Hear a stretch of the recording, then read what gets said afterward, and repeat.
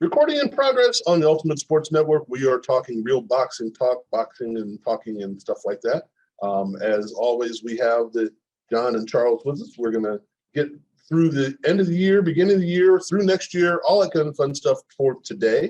We're going to start with one thing that's going to start off next year. We'll get to the end of this year first or later. We have mentioned over the course of the last couple of years that there is one heavyweight that I don't know if people are ducking. I just think they're running from it. And that's what we've come to the conclusion. This is the guy that I think you have to run through to get to the big guys. And we're talking about Mr. Ortiz. And we've got Ortiz and Charles geez, I forgot his name already. Charles Martin. Geez, did I say Miller? I was thinking of somebody else. Anyway, coming up on the first of the year. What do we see with this fight, Charles? What happens here? And how does that play out with the rest of the year? Well, I mean, it's an opportunity for Charles Martin. It really is, because nobody has stepped up to the forefront to go after Luis Ortiz besides Deontay Wilder. A lot of excuses have been made. I don't know if it's bad management, whatever you want to call it, but we know what he's capable of. When you minus what I've seen, and maybe other people have seen differently, I haven't really gone back years and years looking for it, but minus what I've seen, when Luis Ortiz is not in the ring with a Deontay Wilder, he is destruction. He knocks people out. He puts them to sleep early, gets things done. And for Charles Martin to take this fight, particularly if he's trying to move up and kind of make his way even more, coming back, whatever it may be, trying to make a name again for himself, this is a perfect opportunity, because if he's able to handle Mr. Ortiz, if you will, then that gives him instant credibility like no other. Well, John, this is the thought, and this is what we've talked about any number of times about any number of fighters. Are people running from Ortiz, or is it, do I have him to prove to beat a 40-year-old heavyweight that, hasn't really fought the guy other than Wilder? Is it, why would I fight him and risk losing or getting hurt when I don't know if it polishes the apple in? Frank, you started off saying he was 40.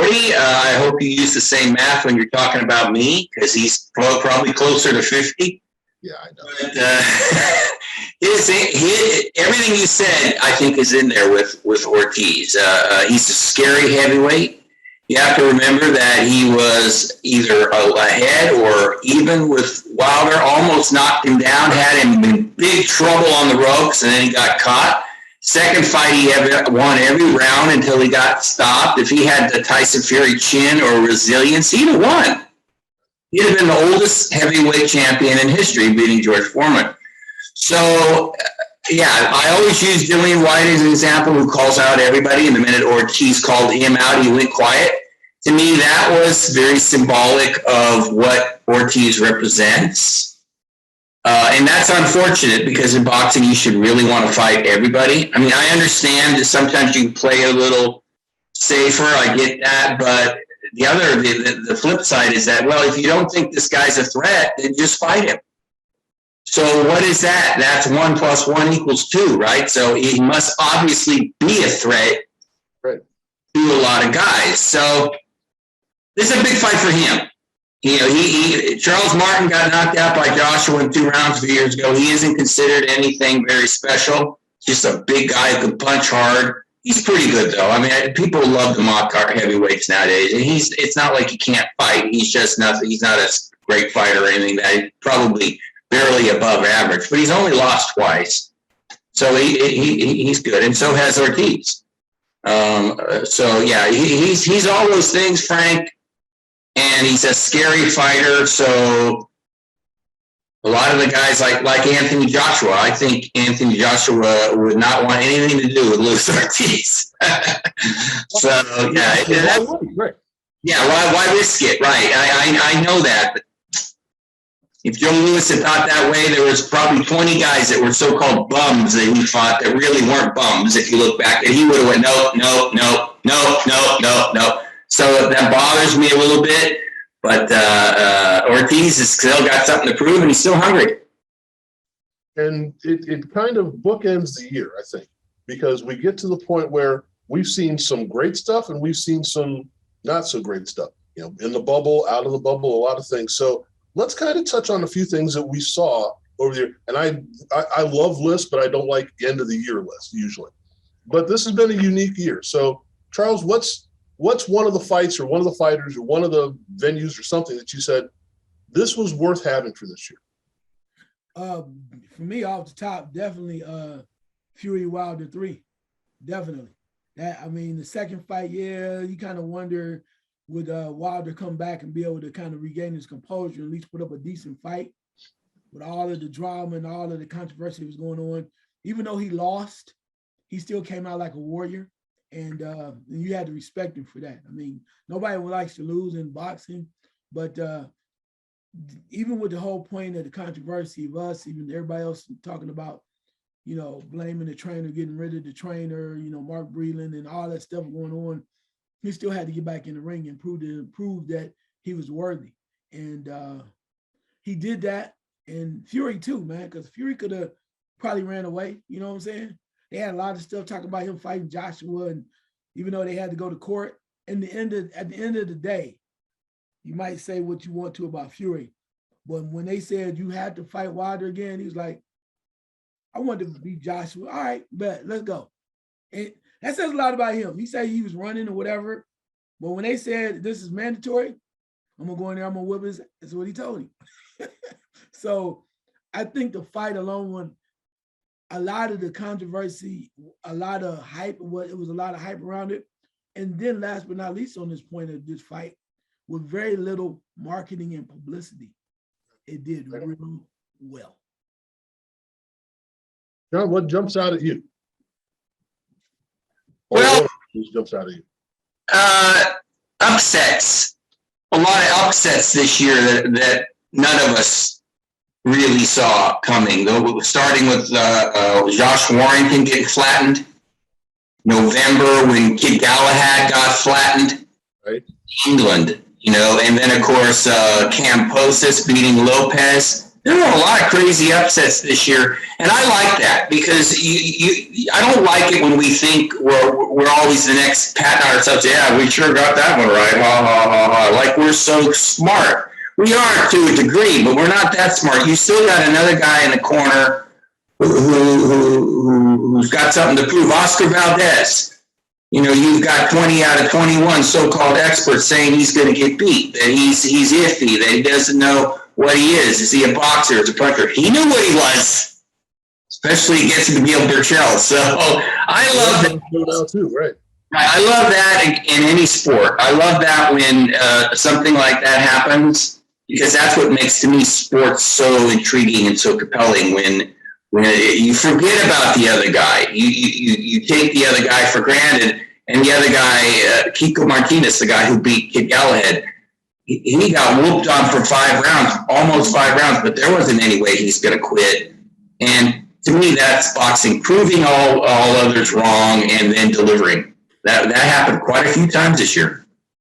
And when we look at the highlights of anything, you have the Bulls' culmination of their blah, blah, blah, blah. But, excuse me, which highlight do you see almost every year during the World Series? Kirk Gibson hitting home run off of Dennis Eckersley. Right. Dodgers win. Well, they weren't supposed to. Exactly. You know, so that's kind of the way we look at stuff. So, Charles, what of these things kind of jumped out at you and said, this is what we expected, but it's not what we expected. Now we should expect it again, or something like that? Wow. What are you talking about? The upsets? Just been anything. Just been anything. Oh, wow. I'll probably have to say the one thing that I mean, you just don't know. But like John said about the upsets, I think I'm going to go back to why I want to see it again and why I saw it first time, second time, but I want to see it again, is it was Estrada versus Chocolatito. That fight, the first one was crazy.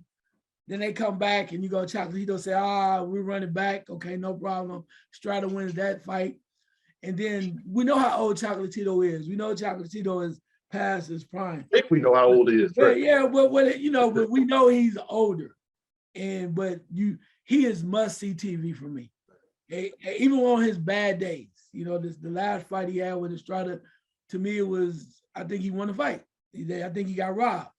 kind of like Pacquiao, Jeff Horn. Anyway, but but the point that he comes in and he gives you everything he has, to me, it's almost like setting a benchmark, right? This is a guy that truthfully probably should not be in the ring. He probably should retire. He should walk away. If he has money, go live where you want to live and then do the Juan Manuel Marquez poster boy type thing. Now you come on, people see you, they wave at you, you're a Hall of Famer, and people just respect you because of what you've already accomplished. Chocolatito's done that, but yet he keeps going on. So I see that as a benchmark. I would love to see other younger fighters coming along do the same thing. So if we were looking at down the road at Devin Haney and Tank Davis, right? Let's do it 2 times. Unless he was just a total blowout. You don't want that. Let's do that 2 times. Let's see that so you don't penalize a fighter for losing 1 fight. You know, we saw that before with the Maloney situation and all that too. So let's see more of things where 2 quality athletes, 2 top boxers going after one another. And it's like, we just want to see some good matches. And then hopefully by then, as I get off to this point, we'll have our resident boxing expert, John, be able to write about another trilogy.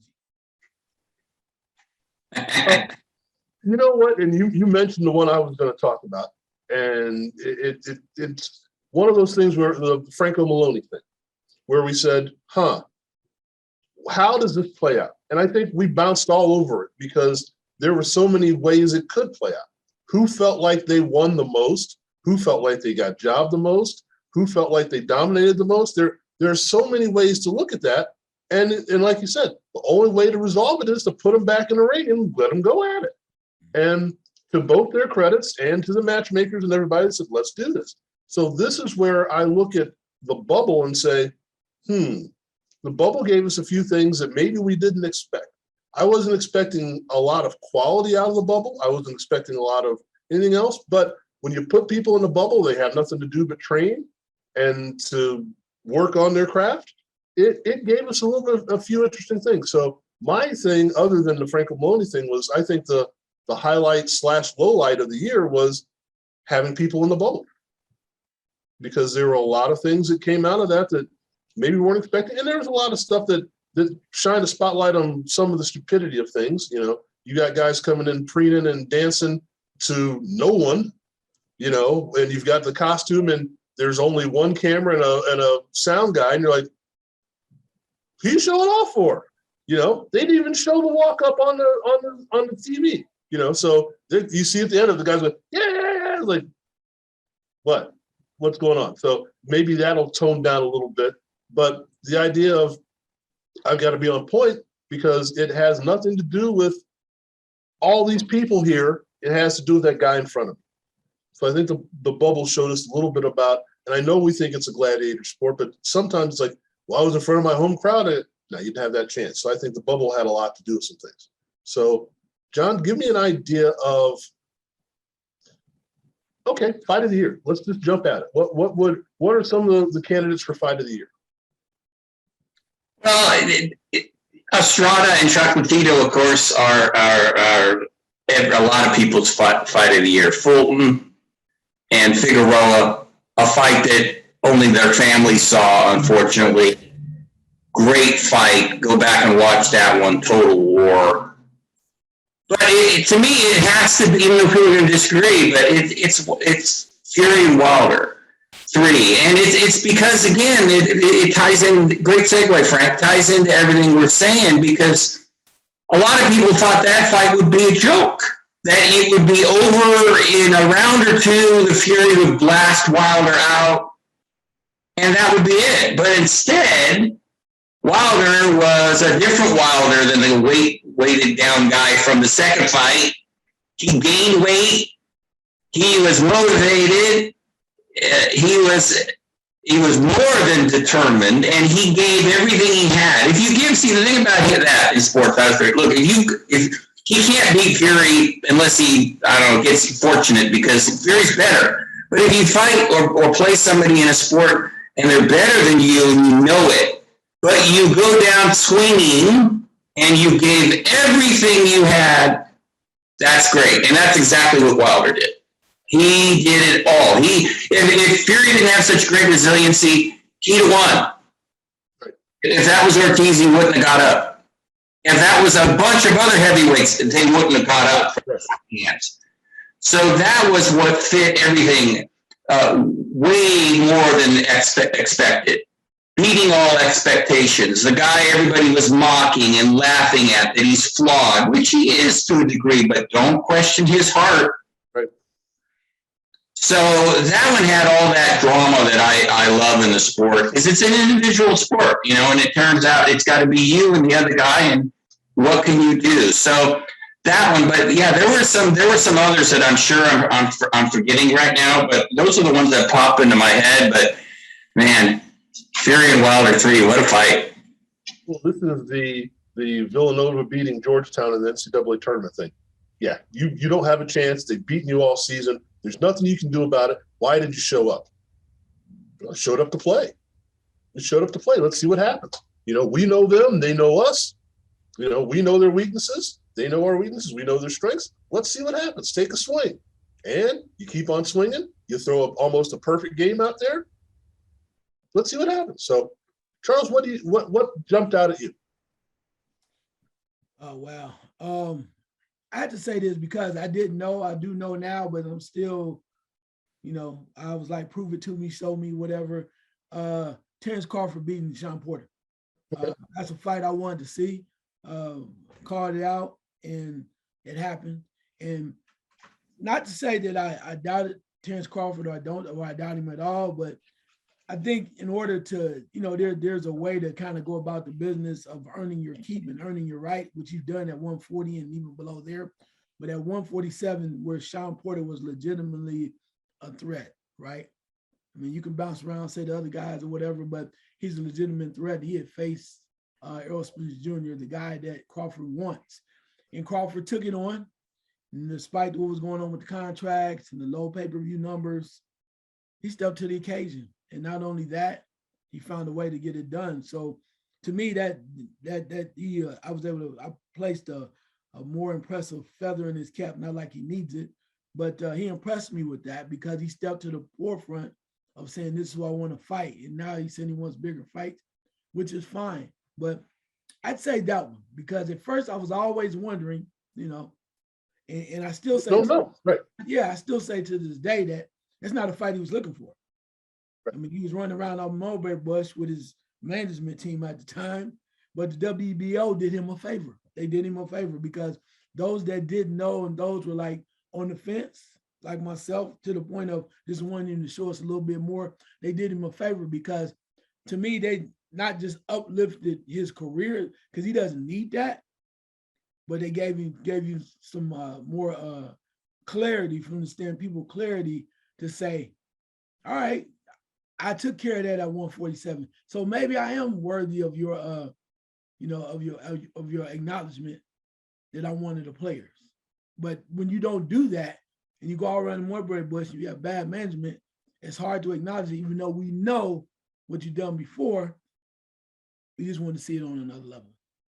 And I think you hit it perfect. It was that someone had something to prove and had yet to have put it out there to prove it. Whether, again, it's bad management or whatever, you know, we all assume Terrence Crawford can fight, but we don't know until we see it happen. And now we've seen him against someone who went, well, we know that guy can fight. So I guess you prove something to me. And I think that's the underlying current of what we've seen over the course of the last year or so. You know, did you beat the man who beat the man, and did you follow it up? And I look at Kambosos with the upset. You know, you're fighting the guy who beat the unbeatable guy, so he should be unbeatable. And yet, you beat him. And then you said, well, maybe Lomachenko's not that. Lomachenko comes out and beats on Comey. So, and I know apples don't make oranges become grapefruit. I get that. But still, you go, somebody had to do something in order to make something work. And it's interesting to see how these things all play out, because all we're doing is throwing together jigsaw puzzles. We look at Inoue beating Donaire. well, he beat an old Donaire. Okay, that's maybe not as impressive until we see Donaire come back and continue to progress. So like, okay, in a way is the deal now. So John, if we're looking at guys that have stayed at the party too long, but haven't stayed at the party too long, that's when I think of Donaire, that's somebody I think of, Chocolatito. Who is still serving the drinks, even though they should be on the way out the door? Who's still there that you think, as long as they want to do it, as we saw, Pacquiao slide off to the side? This one isn't probably one, if you'd given me more time and put this in the script, Frank, I might have been able to do a little research and think about this, but I kind of think that Keith Thurman might be the guy that is really ready to say goodbye, because I don't know if I knew Charles would love this. I don't know if he's totally committed anymore. He's going to prove me wrong on February 5th, I'm sure. And that's good. I'll come clean and say, okay, he's still got it. He still wants it. But I still think he's had like one foot out the door for a while. I don't even think he was the same guy against Pacquiao. To be blunt, he shouldn't have lost to Manny Pacquiao. The one time from 2 or 3 years before that would not have lost to Manny Pacquiao. So he's still doing it. And see, the thing is, it's hard to find somebody that's closer to the top who you think is really finished. And he's not on the back nine. No way. He's walking towards the whole 10. That's what I'll say. He's not on the back nine yet, but he's making his way. He's making his way to it. The guy I just saw last weekend definitely should retire. Now, this is a look from one extreme to the other. It's Derek Chisora. He said, F you to everybody, I'm not retiring, see you in the summer, and that's good, but I just worry about him in 20 years. Right.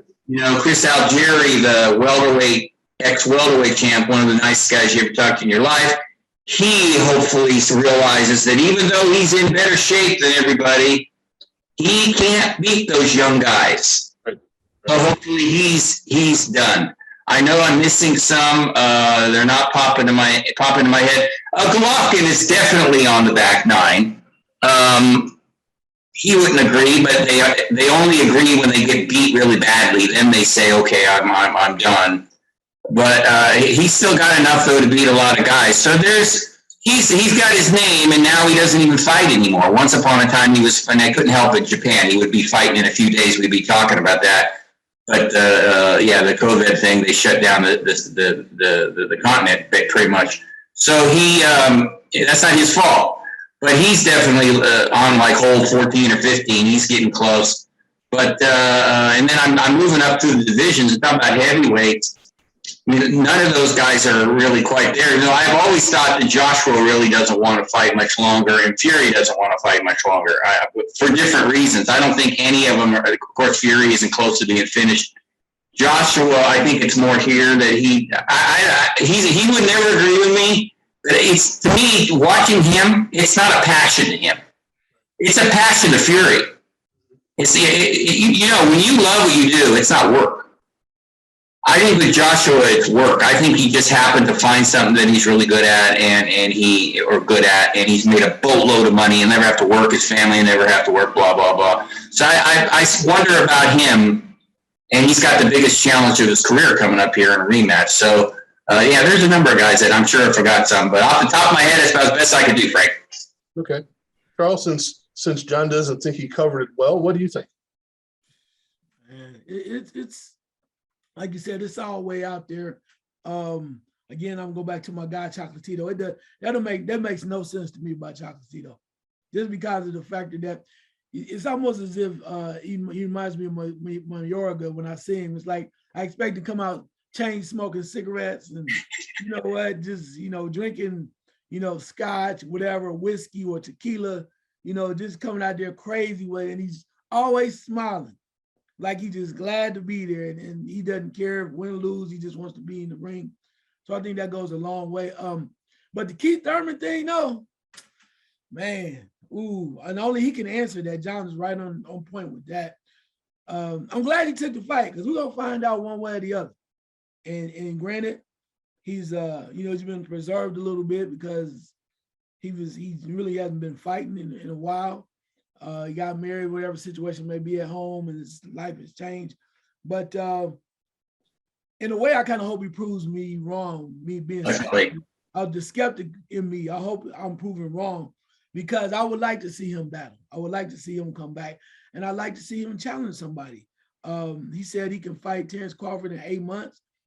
I'm hoping that he's able to handle this business in February and get ready for Crawford. But Crawford swears that Keith Thurman, when he was thinking about it, was the guy in the division at the time when he was trying to come up.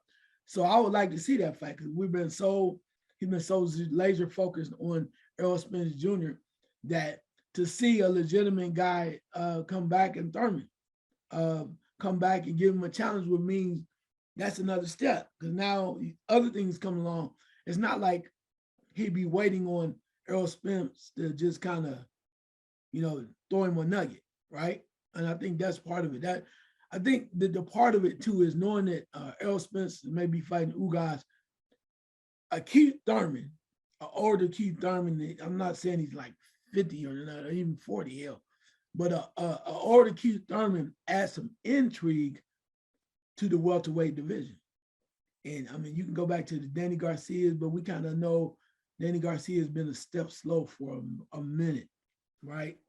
He's not been the guy he was, depending on the matchup, yeah. But getting back to the point, Thurman has an opportunity to either show us or walk away. He still is in a good place.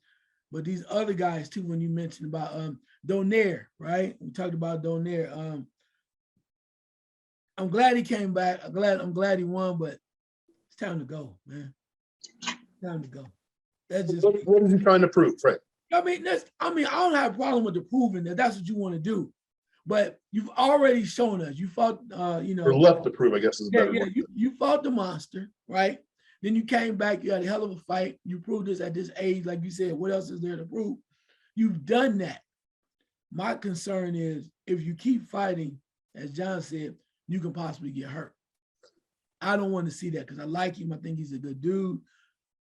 Whatever you got to do, go back and find a kid to train or whatever you need to do, but walk away, because now I'm literally concerned about boxers' safety and their long-term, their longevity in life, because, as somebody once said, when they talked to Mike Tyson, he said, don't nobody give a damn about me.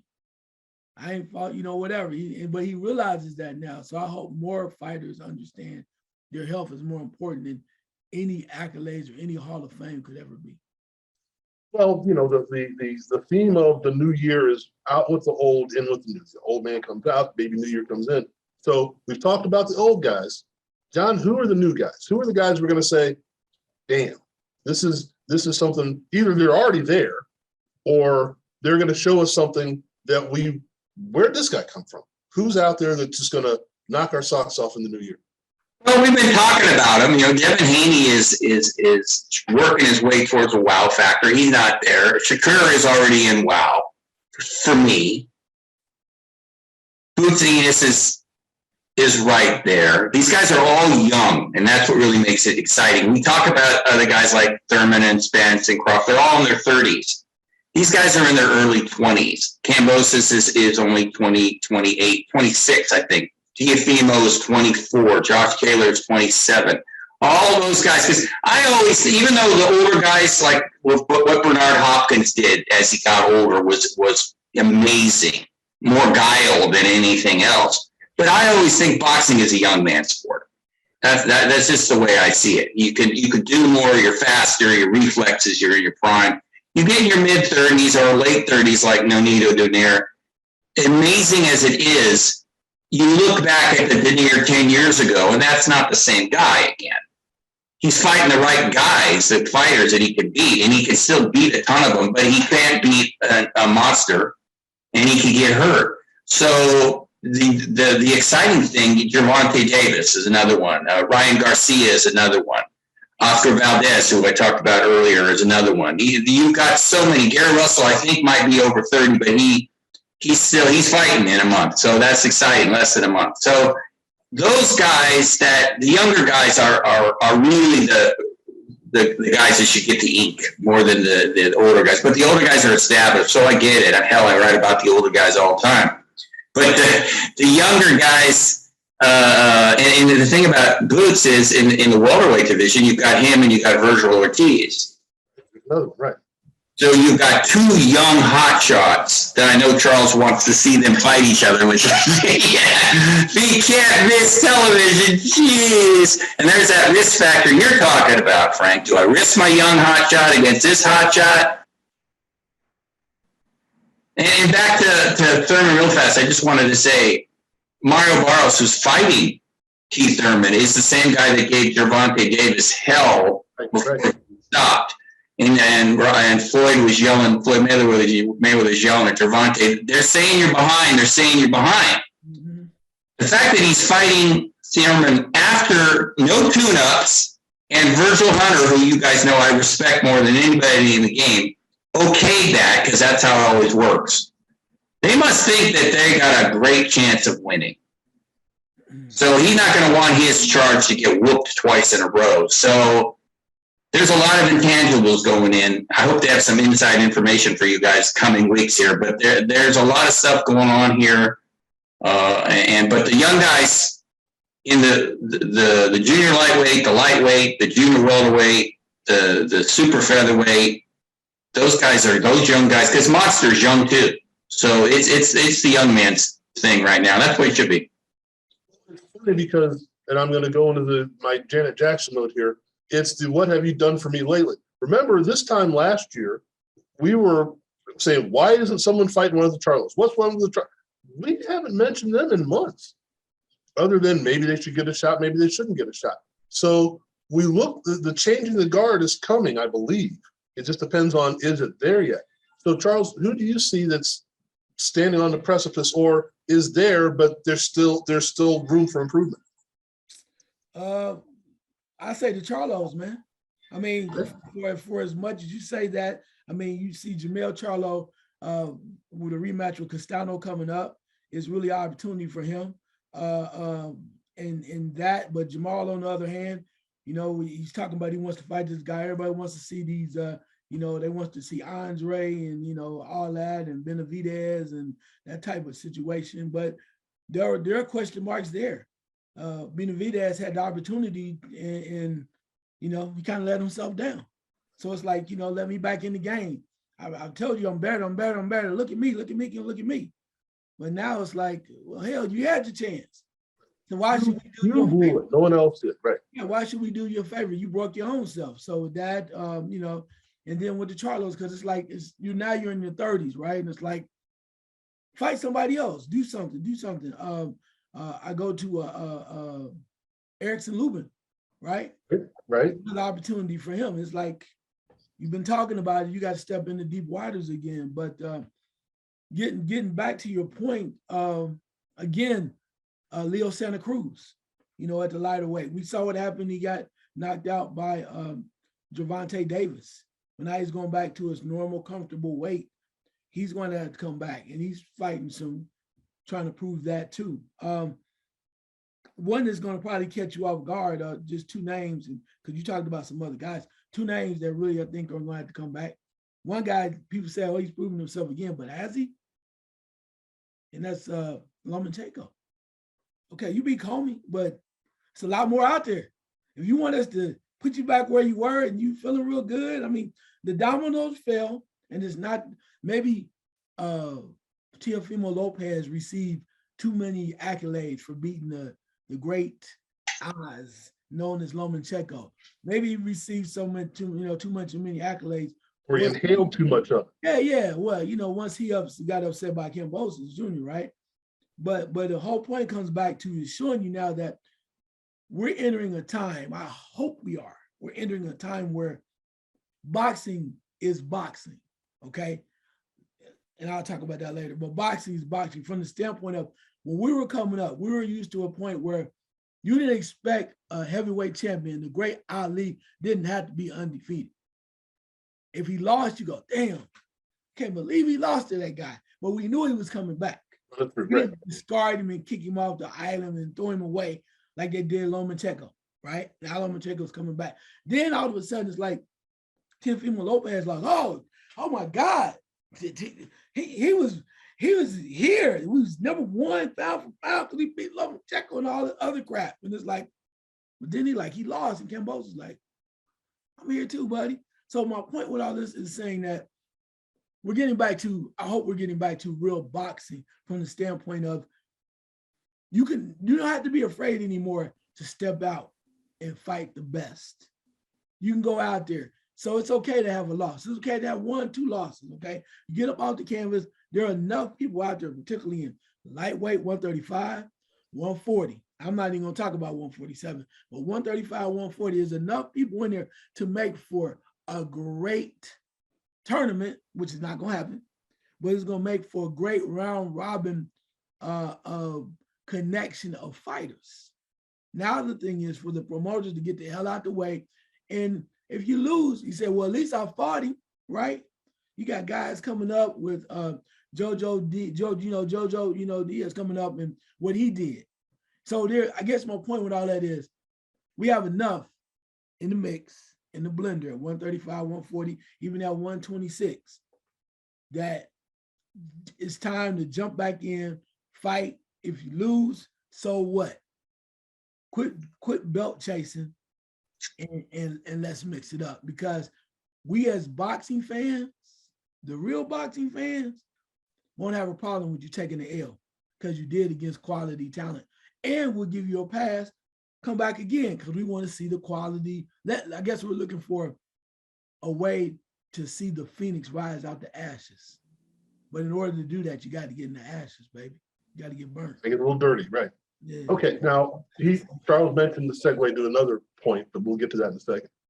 Something occurred to me in the middle of what he was saying. I was thinking about something else. John, we're talking about the who's the unicorn or the unicorns in this? That you go, I did not see this. I've never seen this before. Or if I've seen it before, it's been rare.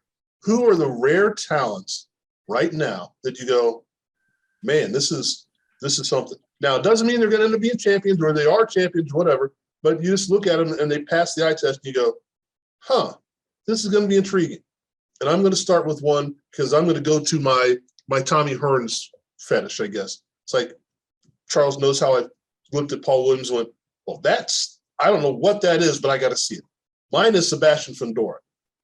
You look at him and go, I'm not sure what this is ever going to be, but whenever they put him in the ring against somebody that's a foot shorter than him, I got to check this out. So who's out there that you go, I'm not sure, but this is so intriguing, I've got to watch. Well, in the heavyweights, I'll just throw one out there. I have no idea what's going to happen to him when he moves up and fights better guys. Is Jared Anderson, the guy from Ohio. He seemed to pass a lot of check the boxes. He's big, he's strong, he's powerful, he's got a great personality for the heavyweights. But that doesn't mean that as soon as he starts fighting guys who fight him back and say, I don't care, right, he'll win. But so far, so good. The obvious, well, there's a number of them that 10 fights, 11 fights that you go. But the obvious one who's only had, 17, of course, is Shakur. Now, we have been convinced he's been the guy for a couple of years. Charles and I have been totally unified on that. And so was Floyd Mayweather, as I told you that story. He saw him when he was an amateur, and he went, oh, shoot, we got to sign this guy. So that's really revealing. If you're going with guys that are still fighting 8-rounders, there's a few guys that pop out, but Jared Anderson to me, because the heavyweights need that. The heavyweights need somebody to come in young. I mean, I thought Daniel Dubois was the guy. I did. I was bragging about him, and then Joyce beat him, and I was really surprised by that. I still think he's good. He's not great, but I still think he's got who he is. I still think he's good. He'll win a title because Frank Warren will guide him, protect him in a sense, and guide him to the title. He'll win a title, but there are a lot of questions about Daniel. But it's exciting to watch the young guys. And Fundora, Frank, that's a good one because he's so damn tall. You know, you think you put him on the basketball court, but he still doesn't know how to duck much. He's still got his chin up there. And I thought, man, bud, you know, it's cool when they say he wants those kind of fights. He wants firefights. But that's not a long career when you engage in that, right? You would think he'd be using that length as an advantage. He likes to fight on the inside. It's the strangest thing, yeah.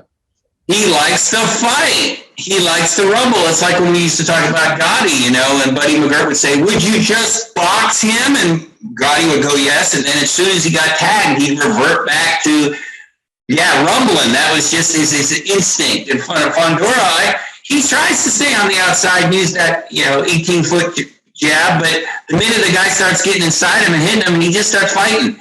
So he's a fan favorite. He's definitely a fan favorite. So I'm sure I'm not thinking of a few names, but there are a few guys that you're seeing. You're just not talking about them much because you're not sure. But I'm definitely keeping my eye on Jared Anderson. Charles, who's the guys you go, okay, I'm not sure, but I'm intrigued because what I've seen, what I've heard, this is something we've got to take. Again, may not be someone who's going to fight for a title next year, or maybe someone's going to fight for a title next week. I don't know. But who just jumps out and you go, this is something, regardless of the matchup, I want to see this guy fight. This might surprise you because some people have already said, probably thinking that he's already accomplished and maybe I need to do more research, and you might be right. But I hear a lot about him. I've seen a little bit about him, but I'm intrigued because now he's trying to put himself right in the mix of a little bit of everything. And he goes by the name of Josh Taylor. Yeah.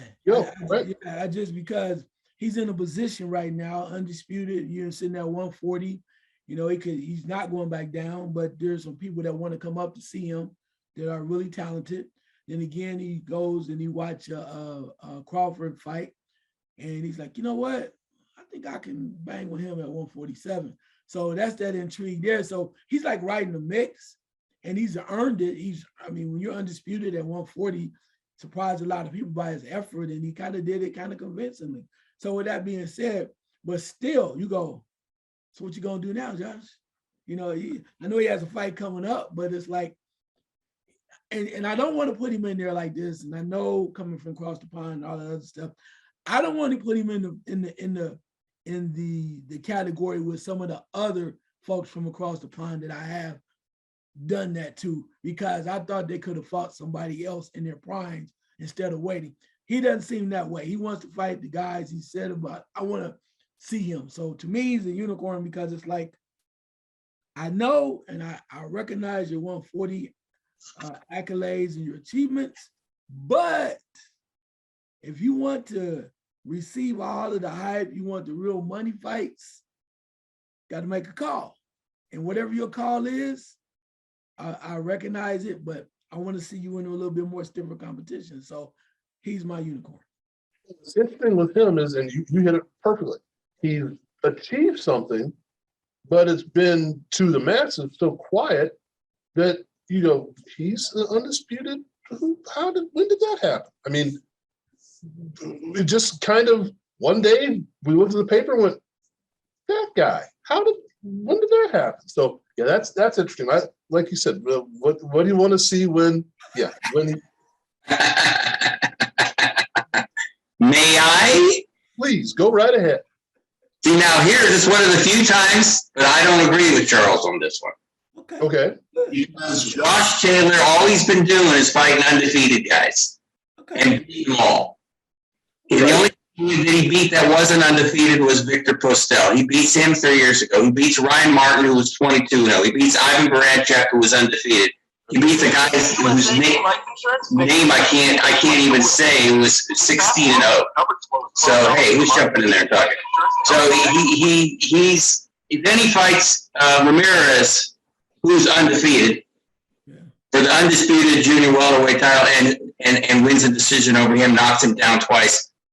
So and then of course the most important win of his career was over Regis Prograis, which was a hell of a fight that he could have lost. Prograis 24-0, dominating everybody, goes mano a mano with Josh Taylor. Josh Taylor gets tired. Prograis coming on, hurts him in the last round.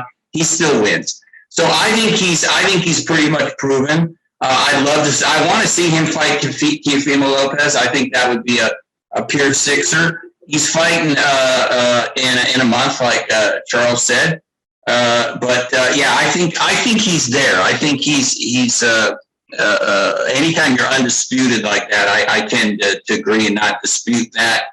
But yeah, he's definitely and he's the same kind of guy, Charles and Frank, like Fundora, in the sense that he can outbox just about everybody, but he likes to rumble. You know, he gets annoyed and says, oh yeah, and starts throwing bombs when he could have been easily, like he did that with Prograis. He was outboxing Prograis, but he would rather stand in the middle of the ring and throw hands with him. So yeah, Josh Taylor is definitely, he's only had 18 fights. I think that's part of the reason that he's not known by everybody so much. But as I said, as I checked off those names, he's been fighting a bunch of undefeated guys and winning impressively. So he's definitely talented. I think the thing is, and I don't mean to speak for Charles, but I think the thing is, the only fight that the Mathis have seen would have been the Prograis fight. They may not even seen that, you know, and that's not Taylor's fault. But again, that's where we go. Where has he been? Who was he? What? I haven't seen him. And if I could interject just a little Please. bit, I mean, I'm glad. This is great debate. You know, I love that because we go back and forth and nobody's right. We're all both wrong, but I love it. But I tend to agree with what you said, Frank, about nobody really knows. And that's not Taylor's fault. You fight under, I mean, no, it's not his fault that no one has seen these fights, or maybe his promotion needs to do more, because undefeated is undefeated. But with that in mind, it just reminds me of Canelo, man.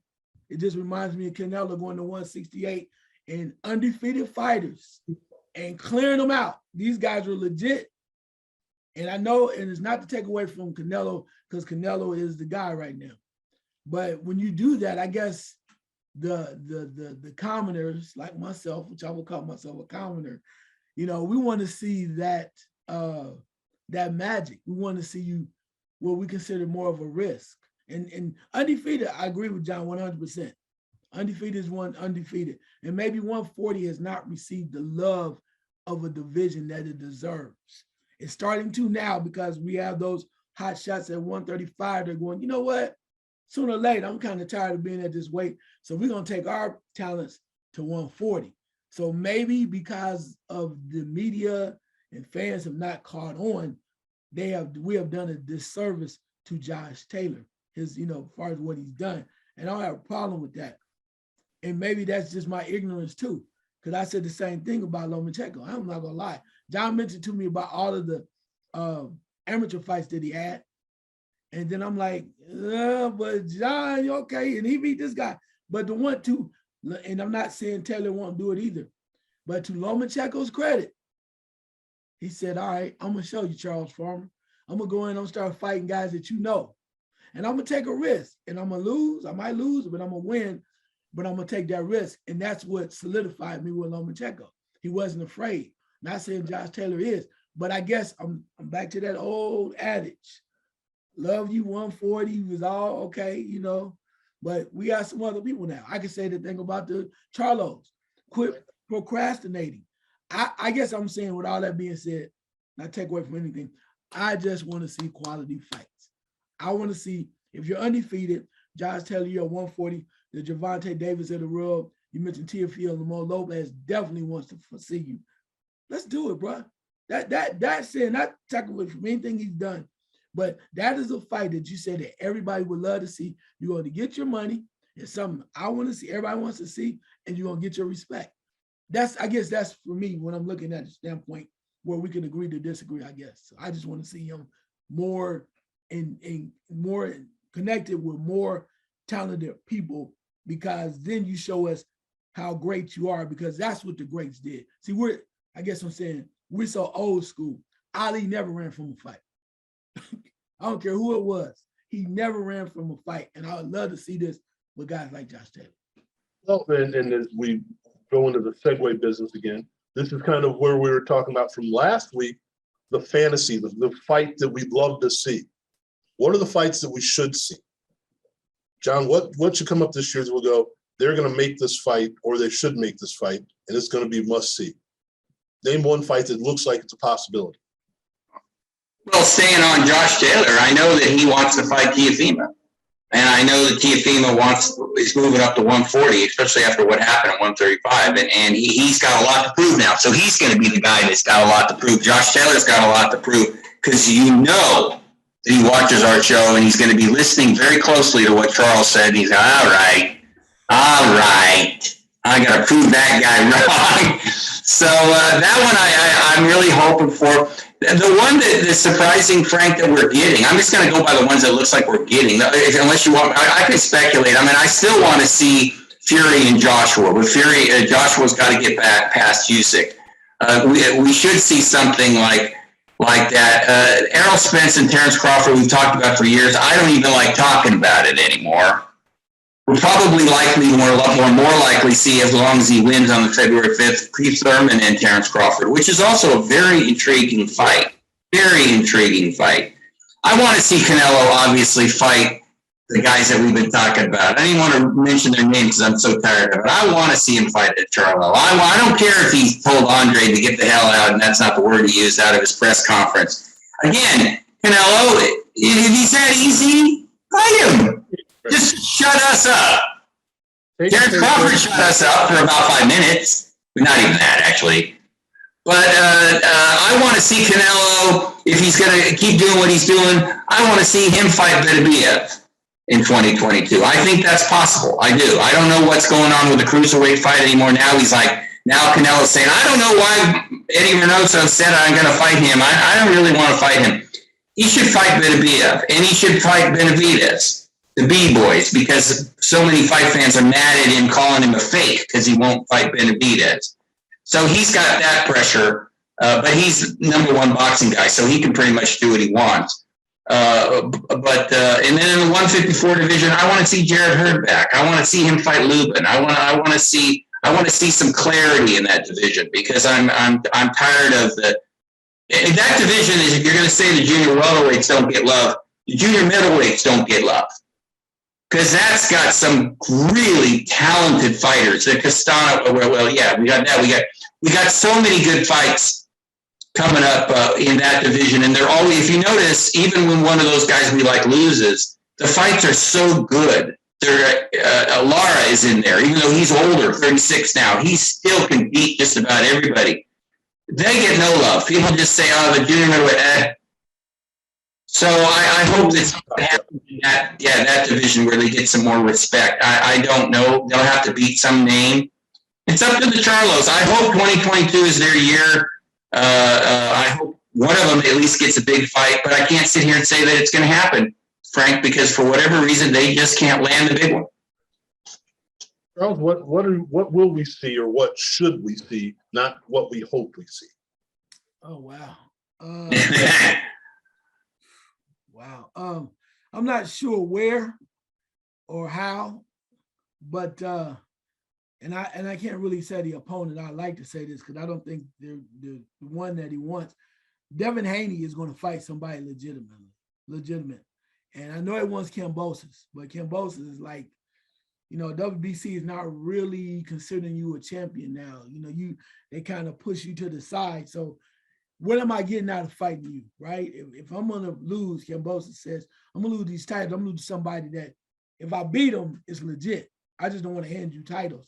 So I think Devin Haney is going to have to fight somebody. And the question is, who is that next person going to be? So, you don't want, he's not going to move up to go see Garcia. He has to go see somebody. And I think because him being forced out of that, the Cambosis is probably looking more, would love to see something with Lomachenko. I can see that easily. I mean, I think in a heartbeat, it's like sweepstakes. Who has the lucky ticket? Who has the golden ticket? And Cambosis probably thinks he can beat Lomachenko because of what he did, what Lomachenko happened to him against Lopez. Yeah. So he's like, okay, that's easy money. So I'll fight him. And Lomachenko was like, oh, so you gonna give me 3 more belts? Okay, yeah, I'm with that. So I see that as a fight that definitely will happen. again, we said they speculated, and I think it's going to happen now. But I said before, I think I told you when they were going back and forth that I thought Ugas would fight Spence. I said that earlier. Everybody, like, oh no, I said nah. Trying to tell you, it makes sense because to Spence is more of a tune-up in his mindset, and people like be careful. Yeah, but that Spence mindset, I think I can get you. I do. I see it. And I think I can get you, so I'll fight you. Plus, too, you have a lot of jewelry that I like to, you have some jewelry that I like to take from you. But that, and I'm probably say one more would be Secure is gonna fight somebody. And I know who we want him to fight, but I think he's gonna take a step after if they, let's say this, his second fight in 22, if he fights twice, will probably be moved up to like 130. And I think time to start moving. Yeah, I think he'll fight somebody that is gonna scare you because he want to show you. And it may not be the top guy. I'm not saying Devontae Davis because he feels like that's a year or two to have, but he'll fight somebody else in that mix to go, I told y'all I'm ready now. Let's go. I've got two things in mind. I want to see Charlo Castano. I think that that's something we need to get that sorted out. We need to figure out who's going to take care of business there. I think that Castano believes, and for the right reason, because he won the fight, that he is the legitimate champion, and he should be in the mix of who we're talking about, of everybody in that area as well. And I want to see the validation, if it's even necessary, of Oscar Valdez. I want to see him against someone with, look, I did what you didn't think I could do. I'm here to stay. I'm undefeated. I'm whipping butt, and no one's talking about me. So that's the guy that I want to see people go, wait a second, is this guy legit? And I'm not saying he's not legit, but I don't know that anyone else is calling him legit. So those are the two I want to see that should be able to be put out there and relatively easily. Well, our Castano and Charlo's already been made. So those are the two fights I look at and say, this has got to happen. So guys, it's been a great year from where we were at this point last year, where we didn't even think we were going to have a boxing season, a boxing year. Remember, folks, go back and look at the show from last December. And we were like, well, I hope we have something. ESPN. So we had a lot of action. We've seen a lot of people come through that we didn't know about or we weren't sure about. And now we're talking about them as, again, we look at from 126 to 147, there are another dozen guys that had jumped up there that we didn't really consider at this point last year as being, as we were talking about maybe a tournament. Now we're not going to have that tournament, obviously, but a lot of guys that could participate in some form of tournament that make it worthwhile, And we look at what happened with, Fury Wilder. I don't think that anyone expected the third fight to be as competitive as it was. I think that's a testament to both guys, but definitely to Deontay Wilder, who, as we said, the only guy he's lost to is the guy that has the belt. So does that mean he should stop? I don't think so. So I think he proved a point even in a loss. As Charles said, it used to be you could prove a point in a loss. He proved a point in a loss. There's just one guy that's better than I am. And if I get a chance, which he did, I could still take him out. I got to be perfect, and he wasn't perfect. So, it's the thing that I think is interesting is it's Canelo's show, but it doesn't seem like Canelo's all that interested in running the show. And we're bowing and scraping to Canelo, and we go, what are you going to give us next? Nothing. Well, that's something I want to be rectified, and I don't know if it can be. Just like we talk about Gary Russell Jr., he's going to march to the beat of his own drum, very slowly, but he's going to march to the beat of his own drum. We have to understand that and deal with it. Or the governing bodies are going to have to say, dude, you got to fight more than once an eon here. We're watching dinosaurs get old faster than this. So, that's something I think has to be resolved as well. But that's one I don't think is going to be resolved. But overall, I think it's been a great year. I think we did some great work here. We've got more coming on. We appreciate all of you being here, and those that like what we do, spread the word. because there's more people that need to find out what's going on. And we want this to be a little more interactive. So we have ideas for other people coming on the show and joining us. So I shut up even more, which I know a lot of people like. And we'll make it more fun and more enjoyable. And again, it's just real boxing talk. That's why we called it that. So gentlemen, Happy New Year. Enjoy yourselves. Be safe. Everybody out there, thank you. We appreciate you more than we say, because without you, we're just talking to each other. Yeah. And I can talk to them anytime I want to. So thank you, folks.